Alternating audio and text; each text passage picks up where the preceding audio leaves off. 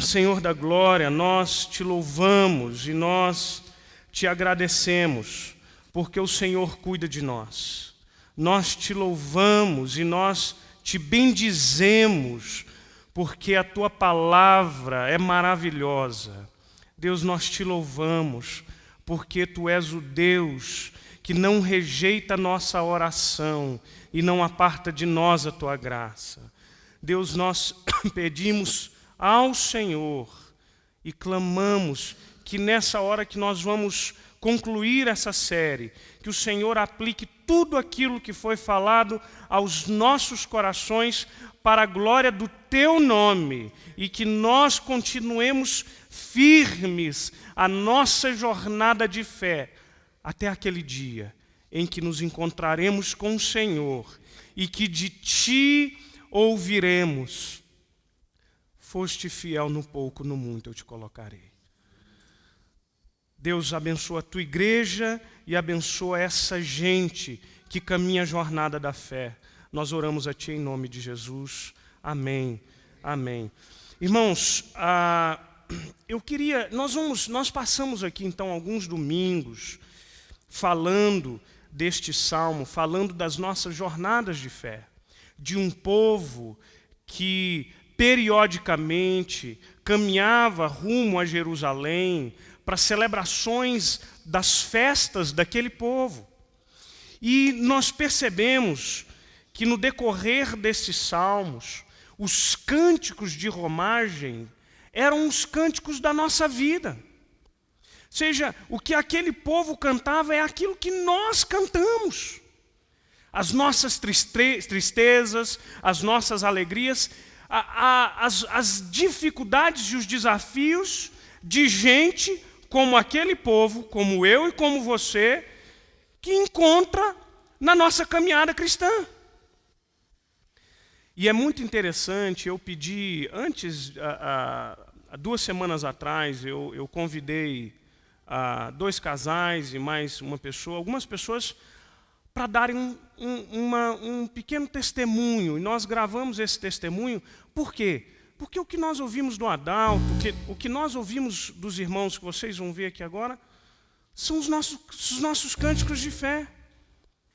São os nossos cânticos de jornada de vida cristã. E eu queria então que você tomasse, se atentasse para alguns minutinhos, porque as jornadas que nós cantamos aqui são as jornadas dessa gente que está aqui, que está aí do seu lado, da sua vida, as suas lutas, as lutas desse povo. Meu nome é Nivânia. Meu nome é Ana Júlia. A filha Ana Júlia. Nós estamos aqui para relatar algo que nos aconteceu há exatamente 7 anos. Quando minha esposa já tinha na verdade a Ana Júlia já tinha 2 meses de nascido, a minha esposa sofreu um acidente, né, no qual havia fraturado um dos fêmur com virtude de um tombo.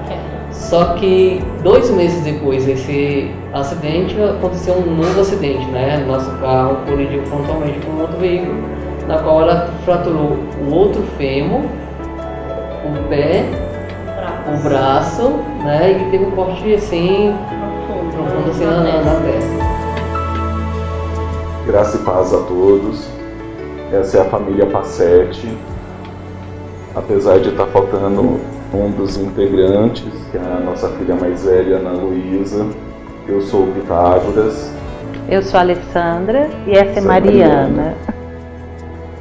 Nós, há 7 anos, sofremos um acidente automobilístico, onde nós perdemos 2 membros da família, que é a Maria Eduarda, que na época tinha 6 anos, e o Vitor Hugo, que na época tinha 5 meses. Bom, o meu nome é Zélia. No ano de 2004 eu eu digo que o Senhor recolheu meu filho.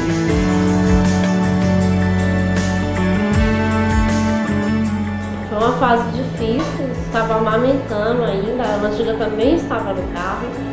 Ela estava com 4 meses, mas graças a Deus não sofreu nada, nem um arranhão. Deus colocou a mão ali na hora. Eu machuquei muito mesmo, muito, fiquei várias cirurgias, alguns dias no hospital, 3 meses deitada, completamente deitada, fazendo tudo na cama, dependendo da minha mãe, do meu esposo. A Ana Júlia mamava de cabeça para baixo porque tinha que amamentar para esvaziar o seio, senão poderia dar infecção, podia dar... Enfim, o médico falou que era melhor esvaziando aos poucos, e então ela tinha que amamentar de qualquer forma. É onde eu ficava mais fraca ainda, né? Perdi muito sangue na cirurgia. Enfim, foi uma fase difícil, mas sempre Deus estava ali com a gente, assim. A gente contou com a presença dele, com a minha família, foi foi um suporte muito grande, graças a Deus. Os médicos diagnosticaram que ela não teria uma vida normal, né? Já queriam dar entrada na documentação, emitir relatórios para que ela se aposentasse, porque ela não poderia caminhar normalmente. Ele chegou a falar assim para mim: olha, dona Lívia, a senhora vai começar a fazer trabalhos voluntários depois que terminar o tratamento, e a gente vai dar entrada na sua aposentadoria. E a senhora sabe que não vai voltar a ser a mesma pessoa de antes, não vai voltar a andar como antes, assim. Eu estava de cadeira de rodas, fiquei 2 anos em cadeira de rodas, mas eu fui até um pouco assim, meio rude com ele na hora. Eu falei assim: olha, doutor, agradeço tudo que o senhor está fazendo, o seu empenho, a sua equipe, tudo, mas essa resposta não vem do senhor. Eu vou aguardar a resposta de Deus. E ele vai me voltar a botar de pé, eu vou voltar a andar e vou trabalhar, eu não quero me aposentar, sabe? Então isso aí, essa resposta o senhor não vai poder dar. Eu ainda estou em tratamento e no final é que eu vou saber, e Deus que vai me dizer. E se for, tudo bem, mas por enquanto eu não vou aceitar essa resposta aí. Essa não é a resposta que eu quero agora. Eu estava dirigindo, um carro que estava na nossa frente parou inesperadamente. Eu tentei desviar para não causar acidente. E no ato de estar desviando, eu perdi o controle do nosso carro e capotamos, onde os nossos 2 filhos, meu biológico, porque a Ana Luísa é minha enteada, foram lançados para fora do carro. O Vitor Hugo teve morte instantânea e a Maria Eduarda em torno de 1 hora depois. Ele morreu de acidente, ficou 20 dias na UTI. Foi um período muito difícil, onde eu pensei que eu não suportaria, que eu não tinha mais como viver sem ele. Eu me sentia amputada, como se eu tivesse um órgão amputado.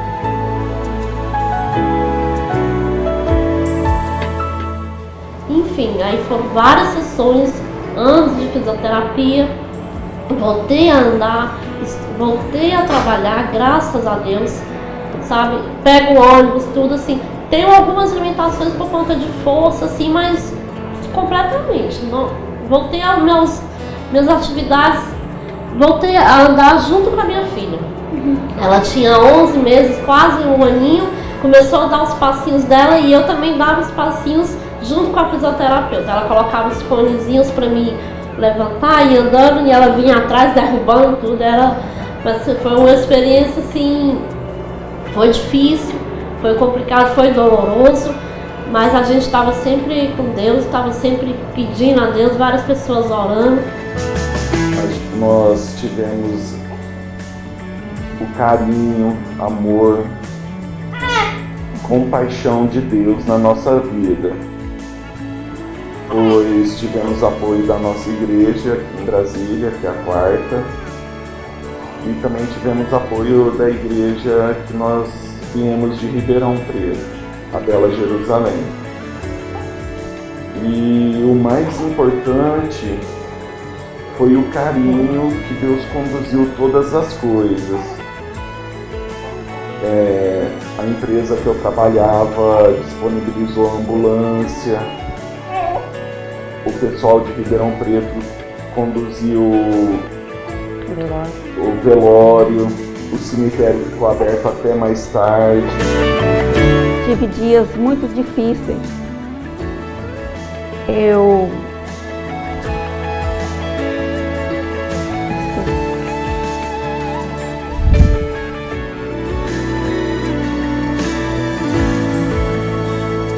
Foram dias muito difíceis, mas Deus, na sua infinita graça, usou o meu esposo, não só como esposo, mas também como meu pastor, pessoa que me ajudou muito. E eu pensei mesmo, até eu morava no 7º andar, e teve um dia que eu pensei em dar fim à minha vida.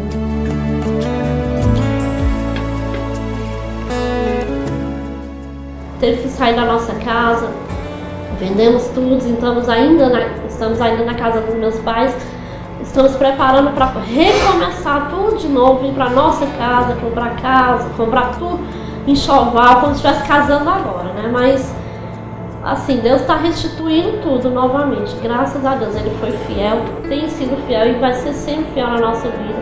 Nós confiamos, nós orávamos, sabe? Eu fiquei muito mal psicologicamente na época, mas Deus me sustentava, falava comigo, tive experiências assim com Ele, assim, incrível. Foi confiar nele, foi assim o meu melhor conforto, né? Uma mãe que tinha acabado de ter bebê, estava naquela expectativa, o primeiro filho, tá amamentando.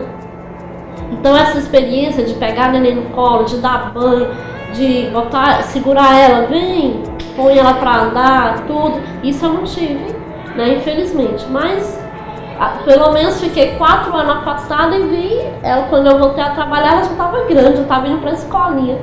Eu entendo isso como um privilégio. Muitas mães largam o bebê em casa com 6 meses e voltam a trabalhar. E eu acompanhei tudo de uma forma, né, assim, diferente, mas eu tiro o proveito dessa história nessa parte. Eu fiquei com ela e pude acompanhar até 4 aninhos. Um ano depois do acidente, nós demos entrada em 3 programas.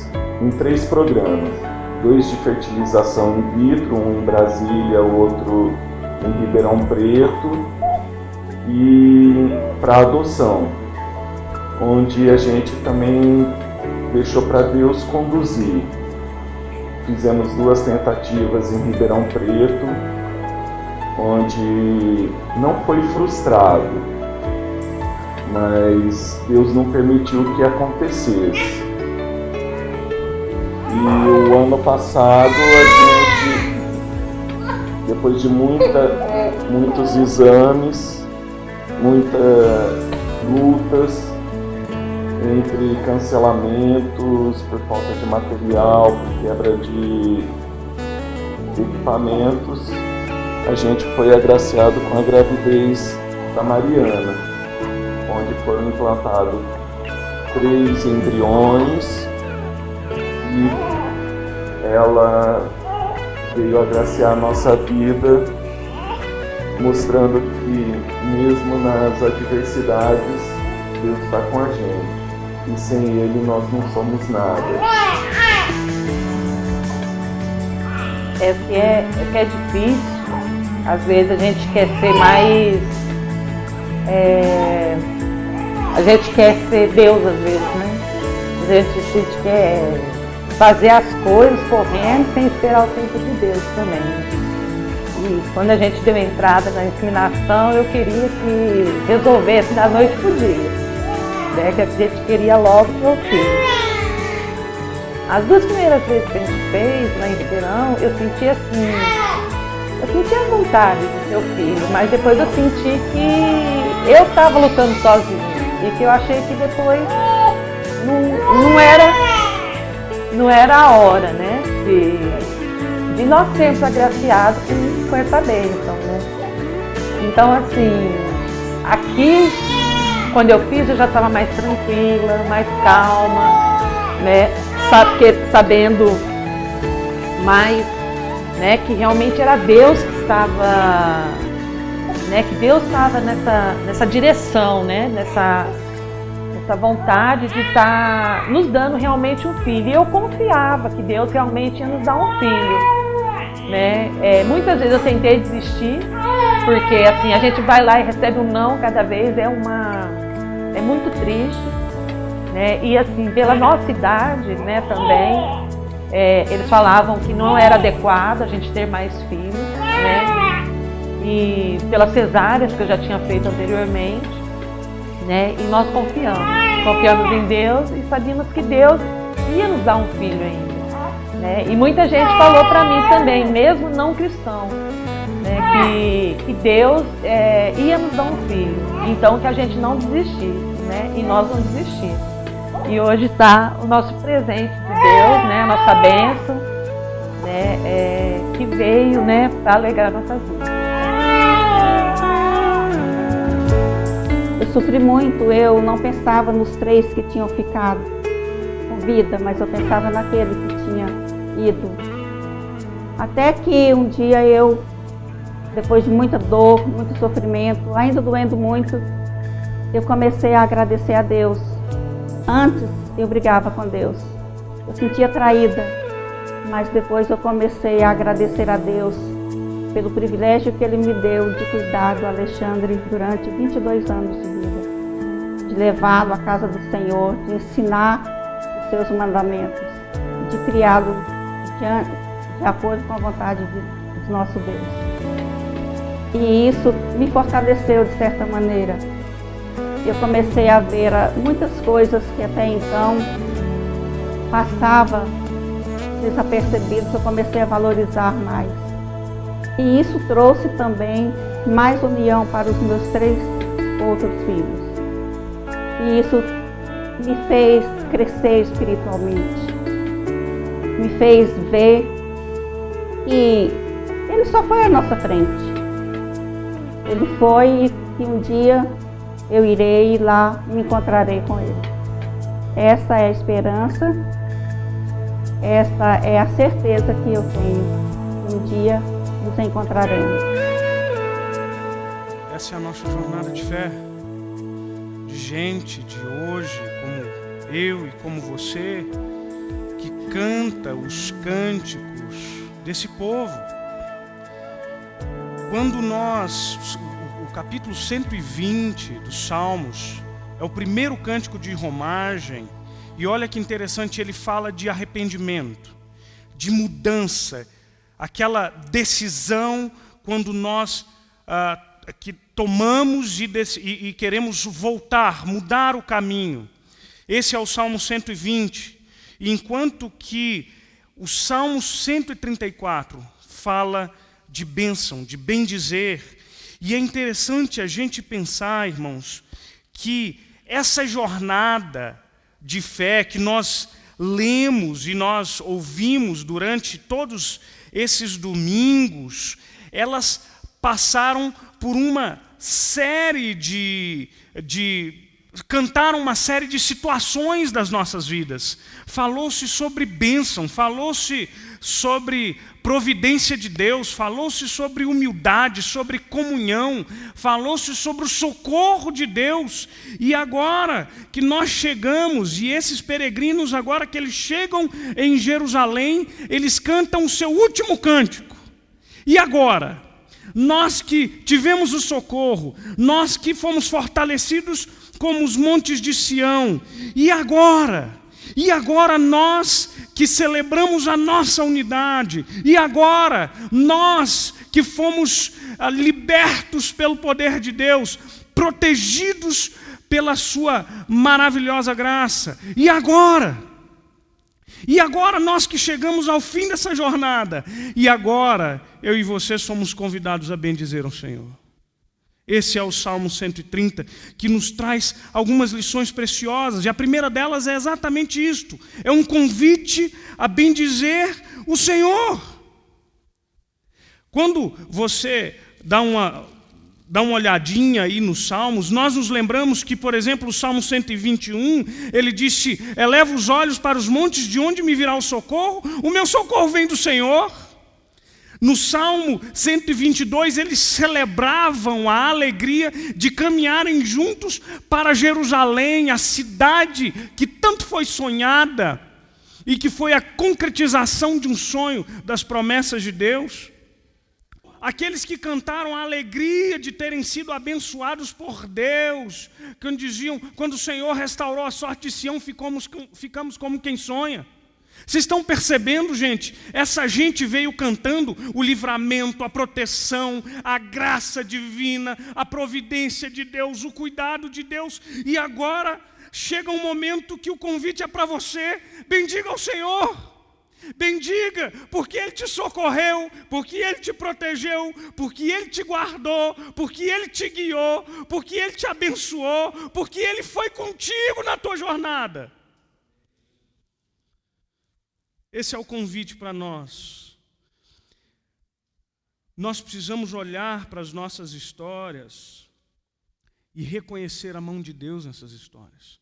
Eu digo sempre que eu gosto muito de ouvir as histórias de vocês, e eu ouço muitas histórias, como a história do Gustavo e da Nivânia, como a história do Pitágoras da Alessandra, como a história da Dona Zélia, do pastor Joel, como história de gente como eu e você, que experimenta as dificuldades, mas que de repente eu fico maravilhado, de repente essa gente que está dizendo como foi difícil, mas quando a gente olha para dentro da gente, a gente olha até onde a gente foi capaz de chegar.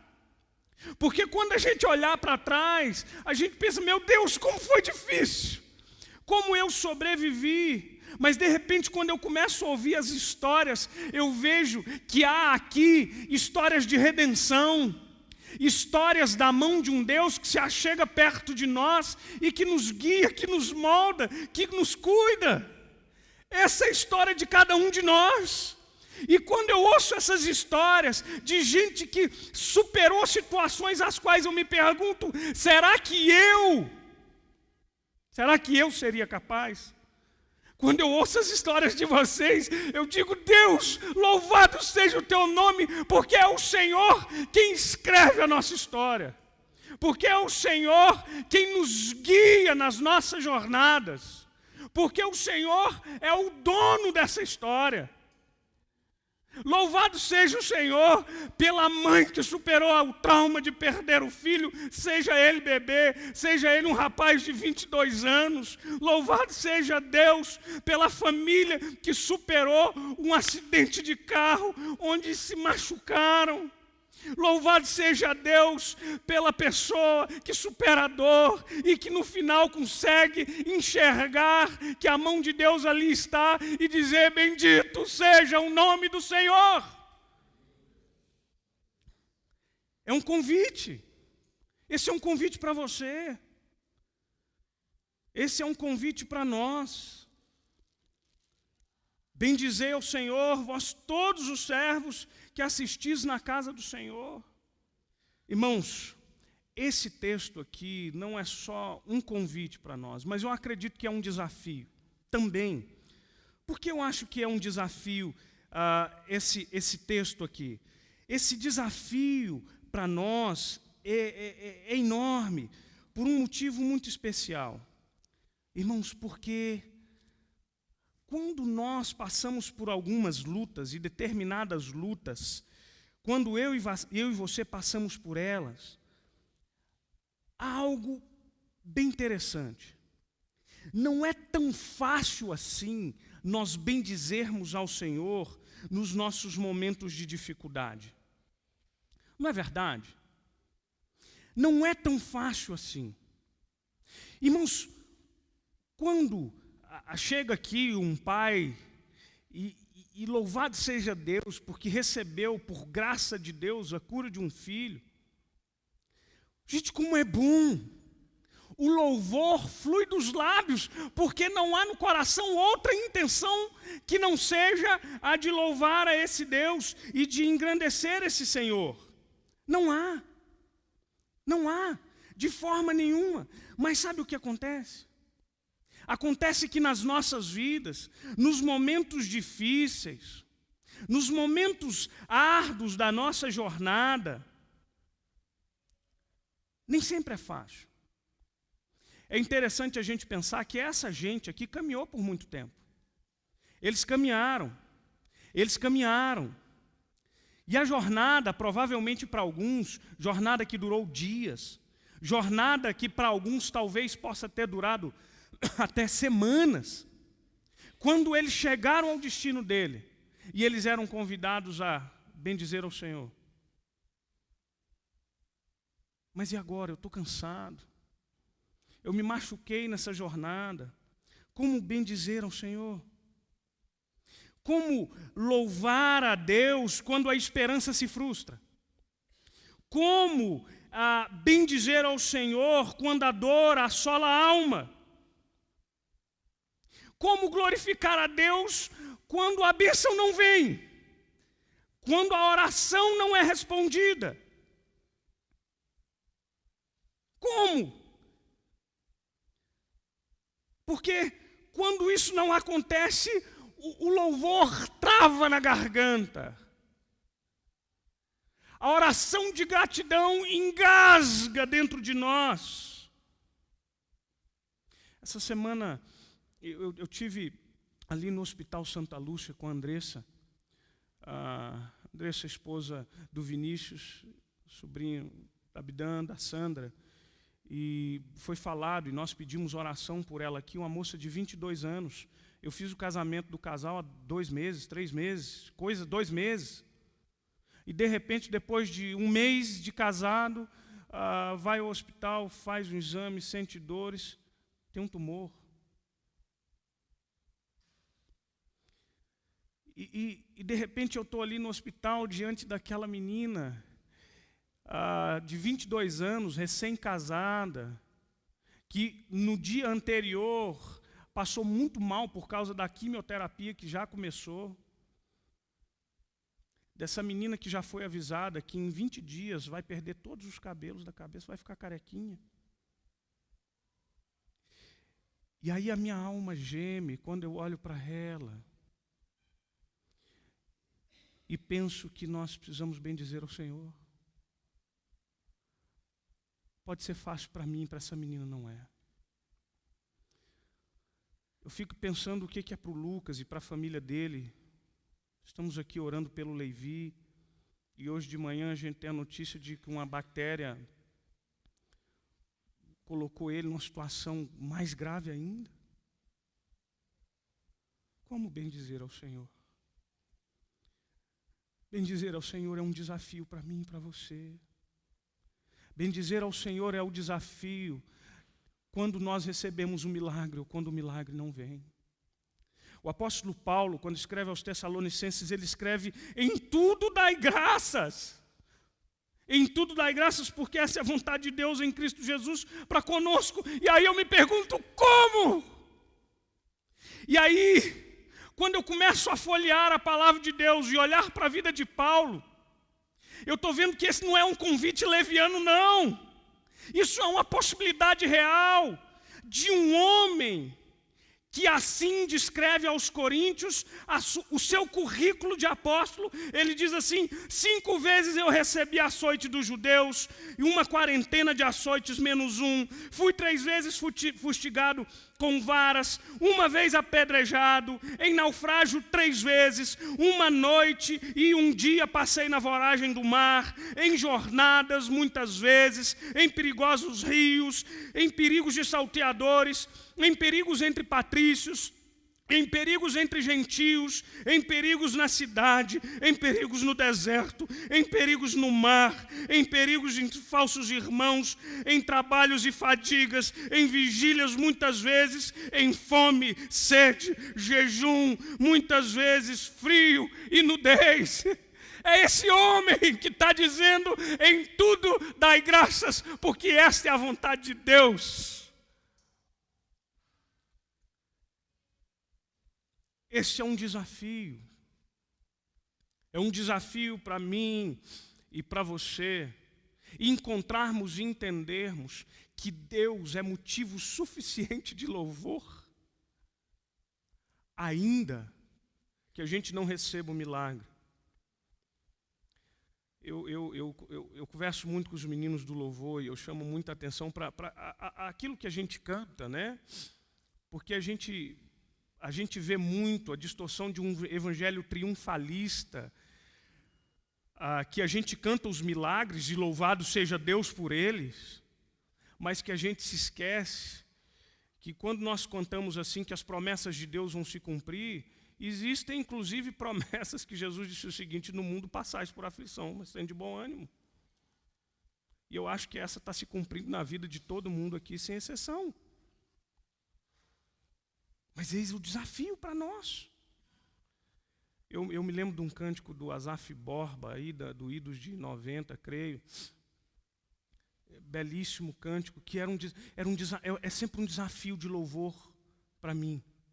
Quando ele diz que o meu louvor é fruto do meu amor por ti, meu amor por ti, Jesus, vocês lembram? De lábios que confessam o teu nome, é fruto de tua graça e da paz que encontro em ti, e do teu Espírito que habita em mim, que habita em mim. Ainda que as trevas venham me cercar, ainda que os montes se desabem sobre mim, meus lábios não se fecharão, para sempre de te louvar. Oh Deus, que desafio é para nós, de louvá-lo para sempre, de entender que esse convite, e o salmista diz algo assim: bendizei ao Senhor, vós todos que assistis na casa do Senhor, nas horas da noite erguei as mãos para o santuário, de como quem diz: Senhor, eu me rendo a ti, eu sou teu, absolutamente teu. Você sabe um grande desafio para a igreja? O nosso catecismo menor, na sua primeira perguntinha, diz assim: qual é o fim principal do homem? Diz que o fim principal do homem é glorificar a Deus e gozá-lo para sempre. Você sabe que a razão da nossa existência, e a única razão da nossa existência, precisa ser Deus e tão somente Deus.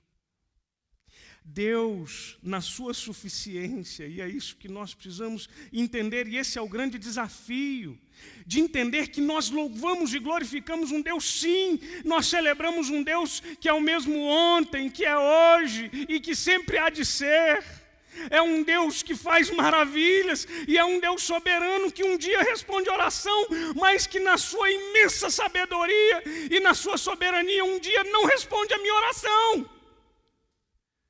Mas de entender que o meu prazer precisa estar tão somente no ser deste Deus que me amou, não naquilo que Ele me dá. E quando Ele me dá, eu recebo com ação de graças, mas quando Ele não me dá, é o meu desafio de bendizê-lo mesmo assim.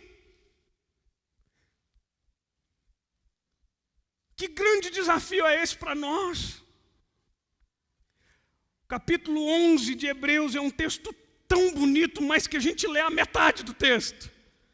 O capítulo 11 de Hebreus, irmãos, fala dos heróis da fé.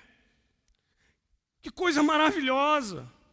Que poder que a fé pode exercer, mudar, transformar. E então nesse capítulo começa dizendo que a fé é a certeza de coisas que se esperam, a convicção de fatos que se não veem.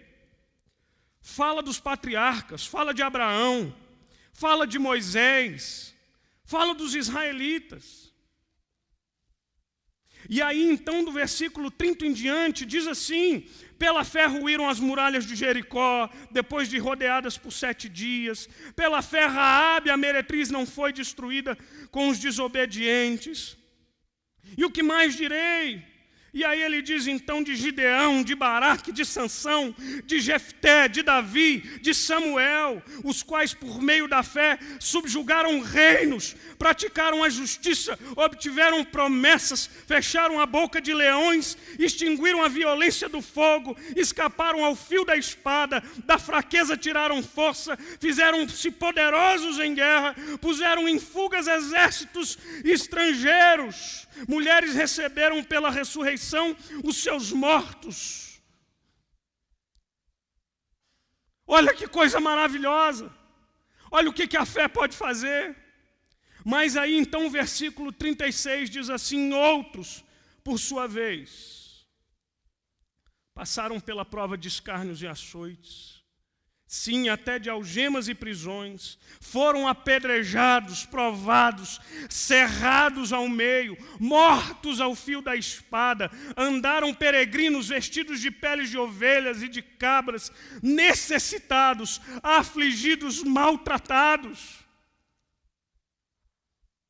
Pela fé, muita gente venceu, mas pela fé, muita gente morreu. E sabe o que a Bíblia diz destes? Que foram cerrados ao meio. Diz que eles foram homens dos quais o mundo não era digno. Essa gente, ela era tão preciosa para Deus. E ainda que cerrados ao meio, o Senhor diz: o mundo não merece a existência desse povo.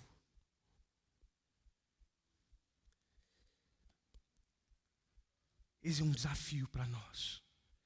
Bendizer ao Senhor.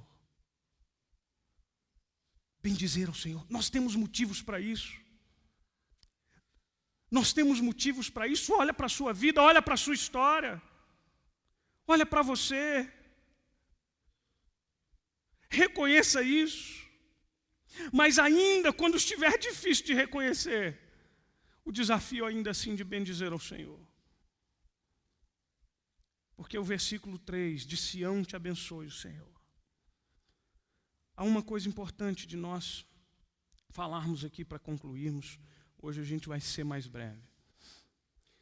Algo que me chama muita atenção e que me marca no que diz respeito à vida cristã. É que a vida cristã, a despeito das dores, dos desafios inerentes a ela, a vida cristã é uma vida que sempre nos convida à esperança. Sempre nos convida e nos faz lembrar que eu e você temos um Deus que muda caminhos. Temos um Deus que nos conforta na hora da dor. Temos um Deus que não nos permitirá que soframos tentação para além das nossas forças. Temos um Deus que está conosco e ainda que a nossa vida termine ao fio da espada, ainda assim seremos vitoriosos, porque nem a morte tem a última palavra sobre mim e sobre você. Porque a última palavra vem daquele que morreu e subjugou a morte, venceu a morte, despojou o diabo e as suas hostes, pegou o escrito de dívida que constava sobre nós e encravou-os na cruz do Calvário. E hoje, ainda que a dor mais pungente abata a sua alma, ainda assim, eu e você temos razão e motivo de esperança. Sabe por quê? Porque um dia, e ainda assim um dia quando a nossa vida chegar ao fim, sabe o que nós receberemos? Uma coroa. Uma coroa de vida. O C.S. Lewis, ele termina a série Crônicas de Nárnia. O último livro chama-se A Última Batalha. As Crônicas de Nárnia são uma metáfora do reino, cujo Aslan, o leão, é o nosso leão de Judá. E no último diálogo das Crônicas de Nárnia, eu me lembro que eu citei essa frase no sepultamento de uma irmã querida aqui da igreja, da Ritinha. E nós chorávamos pela dor de uma pessoa que nós amamos, que nós vimos aqui incontáveis vezes à frente da escola dominical. E de repente nós a perdemos. Mas a palavra me diz que não acabou ali. E o texto diz assim: e à medida que ele falava, já não parecia mais um leão. E as coisas que começavam a acontecer a partir daquele momento eram tão lindas, tão grandiosas, que não consigo descrevê-las. Para nós este é o fim de todas as histórias. E podemos dizer com absoluta certeza que todos viveram felizes para sempre. Mas para eles, sim, para eles, foi apenas o começo da verdadeira história. Toda a vida deles, neste mundo, e as suas aventuras em Nárnia, foi apenas a capa e a contracapa. Agora, enfim, eles estavam começando o primeiro capítulo da grande história, que ninguém no mundo leu, e que continua para sempre, e que cada capítulo é melhor que o anterior. O filho da Dona Zélia está lá. A nossa irmã Ritinha está lá. Há pessoas queridas que estão lá. Porque ainda que neste mundo a última palavra sobre a vida de alguém que amamos seja o câncer, a última palavra sobre a vida dessa pessoa é a palavra do Cordeiro de Deus. É a palavra daquele que dirá: oh meu filho, você tomou a sua cruz. Vinde a mim. Vinde a mim.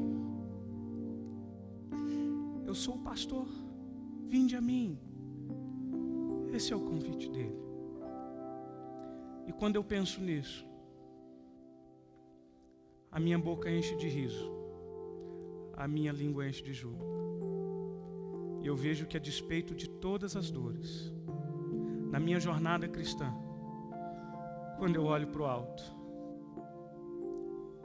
o meu coração, que fraqueja às vezes, encontra forças para bendizer o Senhor. E esse é o convite que eu faço para essa igreja. Bendizei o Senhor, vós todos servos do Senhor, que assistis na casa do Senhor. Ele nos abençoou, e Ele merece ser bendito para todos sempre. Porque essa história, aqui na terra, é apenas um pedacinho de uma história que Ele escreveu, e que é eterna, não tem fim. Feche os seus olhos, vamos orar ao Senhor.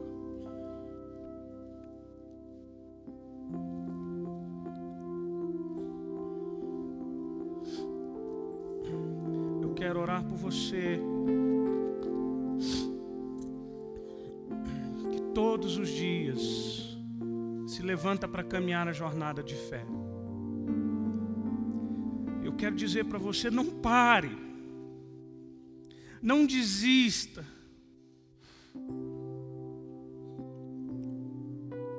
Ele socorre.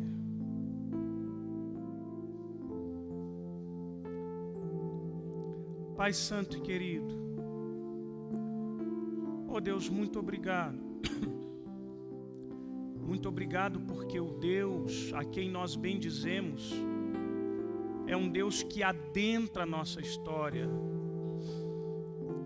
É um Deus que invadiu o tempo e o espaço temporal, na pele de gente, na pele de servo, abrindo mão da glória eterna, para pisar o chão batido que a gente pisa, para experimentar as dores que nós experimentamos. Mas muito obrigado, porque no sangue do Teu Filho Jesus nós temos um motivo suficiente de bendizermos o Teu nome para todos sempre. Porque a Tua graça não basta. Porque a Tua graça nos basta.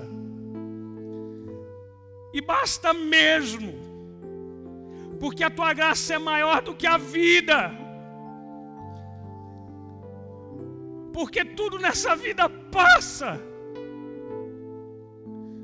A gente perde, a gente chora, a gente tropeça, a gente desanima, mas o Senhor Deus não se aparta de nós. E é isso que nos sustenta. E é isso que sustenta o teu povo. E é por isso que em nós sempre há um cântico de louvor. Em nós sempre motivo de adoração do povo que diz: bendito o nome do Senhor. Bendito aquele que nos leva na jornada. Bendito aquele que guia e que protege. Muito obrigado. Muito obrigado por aqueles que ainda batalham. Muito obrigado por aqueles que já venceram e com o Senhor estão. Nós louvamos o teu nome por tua mão, por tua graça, por teu cuidado sobre nós. Louvado seja o Senhor. Bendito o nome do Senhor hoje e para todo sempre. Aleluia, Deus. Amém.